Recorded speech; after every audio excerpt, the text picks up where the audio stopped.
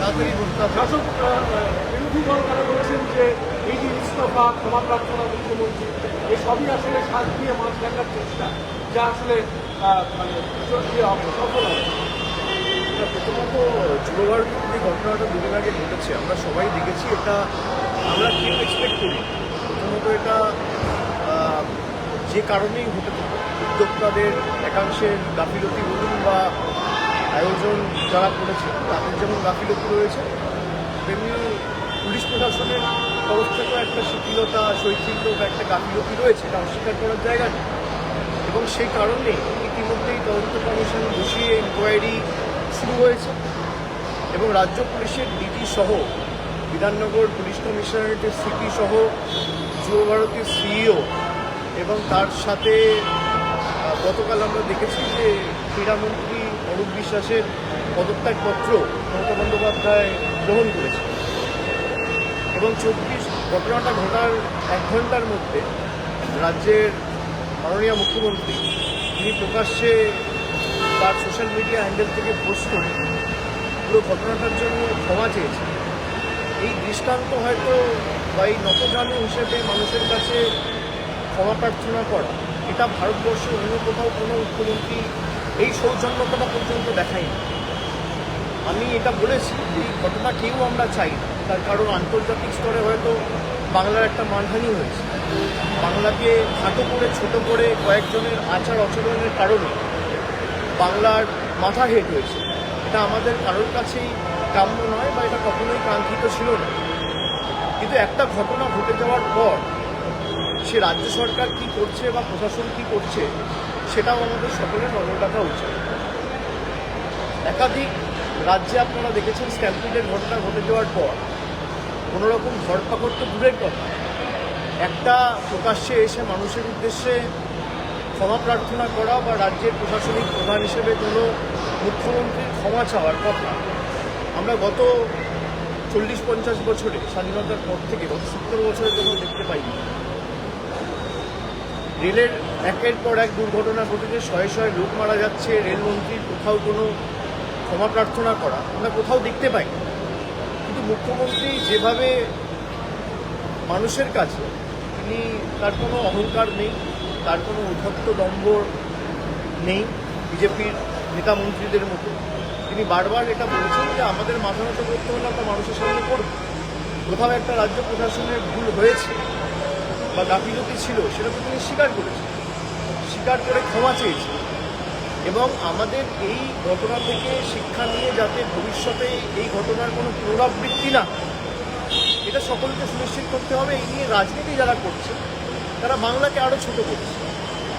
আমাদের সকলের উচিত যে বাংলার যে মানে ফুটবলের মেক্কা মদিনা বলতে আমরা বাংলাকে বলি এবং যে আশা উৎসাহ নিয়ে দর্শকরা এসেছিল, কয়েকজনের ব্যবহার এবং আচার আচরণ বা আধিক্যেতামি, আমি কথাটা শব্দটা এই কারণে ব্যবহার করছি, বেশি উৎসাহী হয়ে আধিক্যেতামি দেখাতে গিয়ে যারা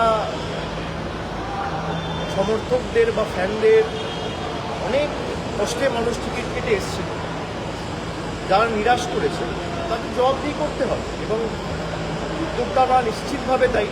তার কারণ সেখানে যে অনুষ্ঠানগুলো হওয়ার কথা ছিল কোনোটাই হয়নি এবং নির্ধারিত বা নির্দিষ্ট সময়ের অনেক আগেই তিনি এয়ারপোর্টে ফিরে অন্য রাজ্যের উদ্দেশ্যে রওনা দিয়েছেন।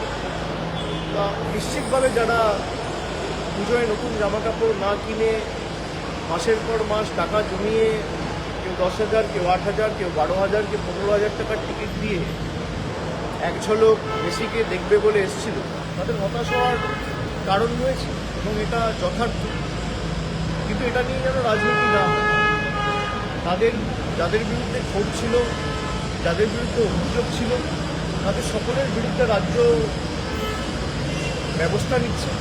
সে পুলিশ প্রশাসনের প্রতিনিধি হোক বা যুবভারতীর সিইও হোক বা মন্ত্রিসভার কোনো সদস্য হোক, এবং এই নিয়ে তদন্ত চলছে। আগামী দিনে যাদের গাফিলতি পাওয়া যাবে বা যাদের শৈথিল্যের কারণে এই ঘটনা ঘটেছে, যাদের ইনভলভমেন্ট থাকবে তারা সকলের বিরুদ্ধেই আমি নিশ্চিত রাজ্য সরকার ব্যবস্থা করবে। এসআইআরের ঘোষণা যে বেরিয়েছে, তাতে এবার দেখা যাচ্ছে কলকাতার 2021-এ তৃণমূল কংগ্রেসের অনেক আসন, অনেক বিধানসভায় জয়ের যে মার্জিন তার প্রায় তিনগুণ লোকের নাম বাদ গেছে। এটা কি কোনো বাড়তি চাপ হতে পারে এই শাসক দলের জন্য? না, প্রথমত যে তালিকাটা বেরিয়েছে এটা খসড়া তালিকা, এটা ড্রাফট লিস্ট। এখনো প্রায় ক্লেম অবজেকশন পিরিয়ড চলবে 31শে জানুয়ারি, ফার্স্ট উইক অফ ফেব্রুয়ারি অবধি। এখনো প্রায় 45-50 দিন ক্লেম অ্যান্ড অবজেকশনের কাজ চলবে। ফাইনাল লিস্ট বেরোবে খুব সম্ভবত 14ই ফেব্রুয়ারি। এটাকেই ফাইনাল ধরে নেওয়ার কোনো কারণ নেই। কিন্তু যারা বাংলাকে খাটো করে ছোট করে অনুপ্রবেশকারীদের আতুরঘর বলে বাংলাকে আখ্যায়িত করেছিল বা বাংলাকে কালিমালিপ্ত করেছিল, 1 কোটি রোহিঙ্গা 1.5 কোটি রোহিঙ্গা বাদ যাবে, 1.5 কোটি বাংলাদেশি থাকে, তাদের তথ্য কার্যত ইলেকশন কমিশনারই এসআইআরই খারিজ করে দিয়েছে। এবং প্রত্যেকটা সামারি ডিভিশনে, স্পেশাল সামারি ডিভিশন যখন হয় 1.5-2% এমনিই বাদ যায়। তো এবারেও যে 24 লক্ষ ডেথ বেরিয়েছে সেটা দেখা গেল 2%, সেটা তো অ্যাভারেজে প্রত্যেকটা সামারি ডিভিশনেই বাদ যায়। এবার নো ম্যাপিং যে কেসগুলো, হয়তো কেউ রাজ্য থেকে বাইরে গেছে, কেউ অন্য জায়গায় শিফট করেছে, কাউকে ট্রেস করে পাওয়া যাচ্ছে না, তো এই যে কেসগুলো রয়েছে এগুলো ক্লেম অ্যান্ড অবজেকশন পিরিয়ডে ক্লেম ফাইল করা হবে, তার পরবর্তীকালে হিয়ারিং হবে, তারপরে ফাইনাল লিস্টে তার নাম থাকবে কি না থাকবে সেই হিয়ারিংয়ের বেসিসে তার নাম প্রকাশিত হবে ফাইনাল লিস্টে। এটাকেই ফাইনাল লিস্ট ধরে নেওয়ার কোনো কারণ নেই। তবে যে উদ্দেশ্য নিয়ে বিজেপি তাদের সহকারী সংস্থা নির্বাচন কমিশনকে কাজে লাগিয়ে বাংলায় এসআইআর করতে চেয়েছিল, তারা মুখ টুকরে পড়েছে এবং তাদের ষড়যন্ত্র সর্বতভাবে ব্যর্থ। এবং বাংলাকে যারা অপমানিত করেছিল, বাংলাদেশিদের আতুরঘর বলে, তাদের উচিত জনসমক্ষে এসে কান ধরে বাংলার 10 কোটি মানুষের কাছে ক্ষমা চেয়ে ভারতবর্ষের কাছে অন্ততপক্ষে বাংলাকে বদনাম করার জন্য কান ধরে উদ্বোস করে ক্ষমা চাওয়া। একের পর এক ঘটনা, মানরেগার টাকা বন্ধ থেকে আবাস যোজনার টাকা বন্ধ, সন্দেশখালি দিয়ে বাংলাকে কলুষিত করা, এসআইআর করে বাংলাকে বাংলাদেশি বলে বাঙালিকে দাগিয়ে দেওয়া, বাংলার অস্তিত্বকে অস্বীকার করা। যারা বিজেপির মুখ্যমন্ত্রী রয়েছে তারা বলছে যে বাংলায় কথা বলবে তাকে ডিটেনশন ক্যাম্পে নিয়ে যাব, জেলে ঢুকিয়ে দেবো, তাদেরকে পুরস্কৃত করা। বাংলা বলে কোনো ভাষা নেই, আমাদের এই মাটির বিপ্লবীদের অসম্মানিত করা। এমনকি আপনারা জানেন যে মানরেগার নাম পাল্টে দেওয়া হচ্ছে। মহাত্মা গান্ধী জাতির জনক বলে আমরা যে বাপুকে চিনি, মহাত্মা নামটা দিয়েছিল কবিগুরু রবীন্দ্রনাথ ঠাকুর। এই মহাত্মা উপাধিটা দিয়েছিল কবিগুরু রবীন্দ্রনাথ ঠাকুর। আজকে সেই মহাত্মা গান্ধীর নামটাই 100 দিনের কাছ থেকে বিজেপি বাদ দিয়ে অন্য নামে রিব্র্যান্ডিং করে 60% টাকা নিজেরা দেবে, 40% টাকা রাজ্য দেবে, নতুন বিল এনেছে লোকসভা। আজকে সে নিয়ে আলোচনাও হবে। আমরা এই কারণেই এদেরকে বাংলা বিরোধী বলি। কোনো রাম শ্যাম যদু মধু নয়। যে উপাধি কবিগুরু রবীন্দ্রনাথ ঠাকুর দিয়েছিল সেই উপাধি কেড়ে নিয়ে নিজেদের ইচ্ছামতো নাম বদল করে রাজ্যের টাকা আটকে রেখে জোর জবরদস্তি করে 2,64,65,00,000 জব কার্ড হোল্ডারকে বঞ্চিত করে। যারা কাজ করেছিল এমন প্রায় 70,00,000-69,00,000 জব কার্ড হোল্ডারের যোগ্য প্রাপ্য পাওনা তারা আটকে রেখেছে। প্রায় 2 বছর 2.5 বছর পর রাজ্য সরকার নিজের কোষাগার থেকে ডাইরেক্ট ব্যাংক ট্রান্সফার করে তাদের যোগ্য টাকা 2024 ফেব্রুয়ারি মাসে তাদের ব্যাংক অ্যাকাউন্টে পৌঁছে দিয়েছে। এবং যে উদ্দেশ্য নিয়ে তারা এসআইআর করেছে পুরোটাই মুখ থুবড়ে পড়েছে। এবং বিজেপির যদি ক্ষমতা থাকে তাহলে ইলেকশন কমিশনের কাছে অনেকবার যায় একটা চিঠি লিখে যাদের নাম তালিকা থেকে বাদ গেছে সে তালিকাটা প্রকাশ করবে। এবং সীমান্তবর্তী এলাকায় কাদের নাম বাদ গেছে তালিকা প্রকাশ করে, বিহারেও তো তালিকা প্রকাশ করতে পারি। আমরা চাই তালিকা প্রকাশ করা, অ্যাকাউন্টেবিলিটি কোথায়? আজকে এসআইআরের কারণে, অপরিকল্পিত এসআইআরের কারণে একের পর এক বিএলও আত্মঘাতী হয়েছে। তারা দায় চাপিয়েছে ইলেকশন কমিশনের উপর। এই বিএলওদের তৃণমূল কংগ্রেস বা আমাদের সরকার অ্যাপয়েন্ট করেনি, এই বিএলওদের অ্যাপয়েন্ট করেছে ইলেকশন কমিশন। আজকে তারা আত্মঘাতী হয়ে দায়ী করে গেছে ইলেকশন কমিশন।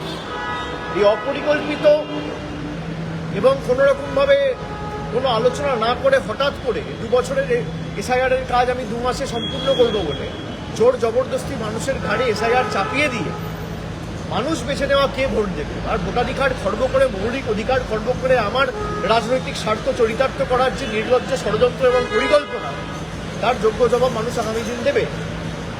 কিন্তু বাংলাকে যেভাবে এরা হেনস্থা করেছে, আমার অনুরোধ থাকবে অন্ততপক্ষে এখানকার বিজেপির নেতা যারা আছে, যারা বাংলায় জন্মেছে, যারা দিল্লির তল্পিবাহক হিসেবে কাজ করছে, দিল্লির চাটুকারিতা না করে, কৃতদাসত্ব না করে আর তল্পিবাহকতা না করে বাংলার ন্যূনতম সম্মান বোধ যদি তাদের থাকে, বাংলার প্রতি ন্যূনতম সম্মান বোধ বা বাংলার প্রতি ন্যূনতম বিবেকবোধ যদি তাদের থাকে, তাহলে অন্ততপক্ষে বাংলাকে বাংলাদেশের সাথে তুলনা করে বাংলাদেশি বলে আমাদের পুরো জাতিটাকে আখ্যায়িত করে 10 কোটি বঙ্গবাসীকে যারা অপমান করেছে তারা কান ধরে মানুষের কাছে ক্ষমা চায়।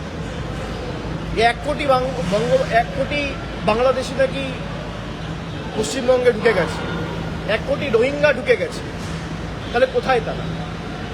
আমি তর্কের খাতিরে ধরে নিলাম বাংলায় বাংলাদেশিরা ঢুকেছে, তর্কের খাতিরে। তাহলে ভারতবর্ষের রাজধানী দিল্লিতে ব্লাস্ট হচ্ছে কি করে? পেহেলগামে জম্মু কাশ্মীর থেকে, বর্ডার থেকে সন্ত্রাসবাদীরা ঢুকছে কি করে? সেখানে তো তৃণমূল কংগ্রেস নেই। জম্মু কাশ্মীরের মুখ্যমন্ত্রী তো মমতা ব্যানার্জি নয়। জম্মু কাশ্মীরের পুলিশ তো তৃণমূল সরকার চালায় না। আজকে সেখানে ব্লাস্ট হওয়ার পরেও যার ব্যর্থতার কারণে সেখানে টেররিস্টরা ঢুকে দিনের বেলায় হত্যালীলা চালালো, সেই আইবি চিফকে 1 বছর এক্সটেনশন দেওয়া হলো কি কারণে? সেই আইবি চিফের ব্যর্থতার কারণে দিল্লিতে ব্লাস্ট হলো, সে এখনো তার নিজ পদে বহাল কি কারণে? এই উত্তরগুলো তো দিতে হবে। এই উত্তরগুলো আমরা পার্লামেন্টে করলে কোশ্চেন কোনোদিন আসে না, ওঠেই না। যারা বাংলাকে ছোট করতে চেয়েছে, যারা বাংলাকে খাটো করতে চেয়েছে, তারা নিজেই ছোট হবে। কবির কথায় বলি, রবীন্দ্রনাথ ঠাকুর বলেছেন, হাউই কহিল মোর কি সাহস ভাই, তারকার গায়ে আমি দিয়ে আসি ঠাই। কবি কহে তারকারও লাগে না তো কিছু, সেই ঠাই ফিরিয়ে আসে তোরই পিছু পিছু।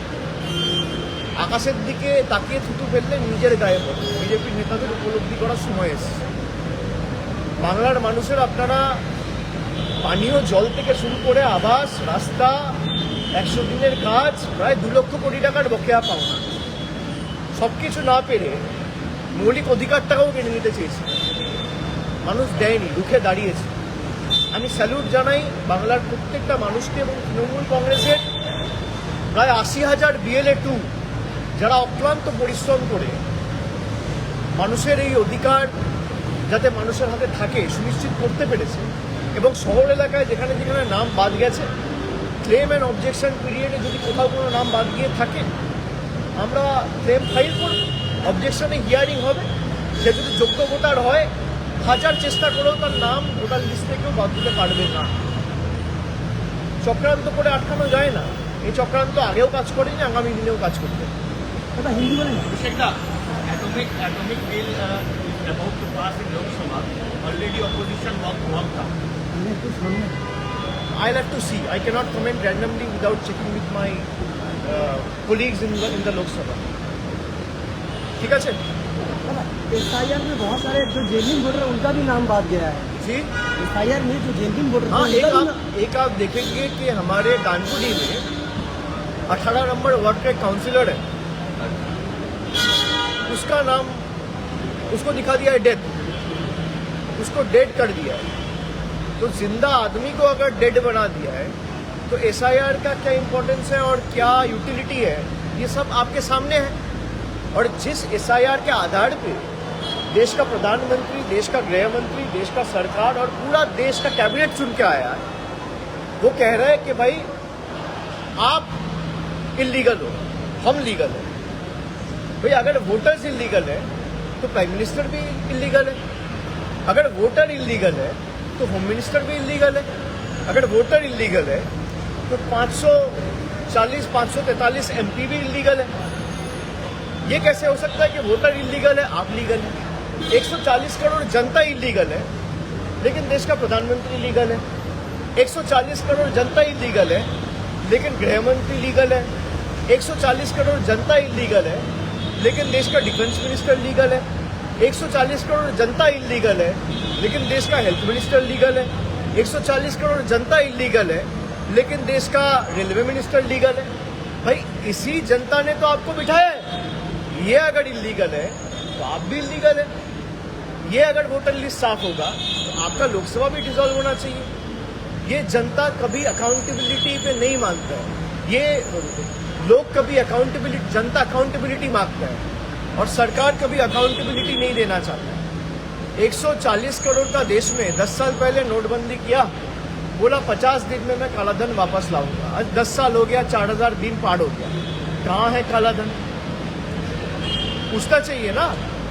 तो आप ये देखिए 140 करोड़ लोगों को लाइन में खड़ा कर दिया। बीजेपी के कोई नेता को आपने देखा लाइन में खड़े होते हुए? बीजेपी का कोई मंत्री को देखा आपने लाइन में खड़े होते हुए? भाई तो आज पुल टूट रहा है, कल ब्रिज टूट रहा है, कल ये टूट रहा है। 10 साल में बीजेपी का जितना भी पार्टी ऑफिस बना, किसी ने देखा बीजेपी का एक पार्टी ऑफिस टूटा है? बीजेपी के पार्टी ऑफिस नहीं टूटते, लेकिन पुल टूटते हैं, फ्लाईओवर टूटता है, रेल एक्सीडेंट होता है, रास्ते टूटते हैं। क्यों? 140 करोड़ लोग अपना फॉर्म भर के नाम उठाएगा, और जिस लोगों के वजह से हम चुन के आए हैं, और जो प्रधानमंत्री से लेके, गृह मंत्री से लेके, रक्षा मंत्री से लेके, हेल्थ मिनिस्टर से लेके, रेल मिनिस्टर से लेके, एग्रीकल्चर मिनिस्टर से लेके, जितने भी मिनिस्टर बने वो सब लीगल है। ये तो नहीं हो सकता। अगर जनता इलीगल है तो इस जनता ने जिसको चुना है वो भी इलीगल है। तो जनता को आपने गुमराह किया है, जनता आपको जवाब देगी, आप तैयार रहिए। ठीक है, थैंक यू।